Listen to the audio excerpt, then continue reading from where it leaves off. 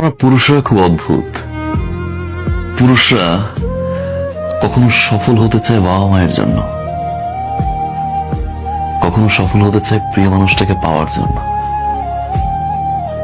একটা সময় খেটে মরে স্ত্রী আর সন্তানের জন্য, পরিবার প্রিয়জনের হাসিতে হাসে,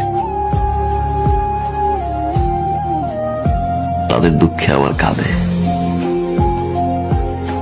পুরুষ যখন নিজে বাঁচতে চায় তখন আর সময় থাকে না। আমরা পুরুষরা বাঁচি অন্যের জন্য। কিছু কিছু পরিবর্তন মানুষ নিজেই করে, আর কিছু কিছু পরিবর্তন মানুষের জীবনে আসে যেটা সে কখনোই চায় না, কখনোই আশা করে নাই। এরকম অনেক জিনিস ঘটে, সেটা আমার জীবনে বহুবার ঘটেছে। আমি যেটা করতে চেয়েছি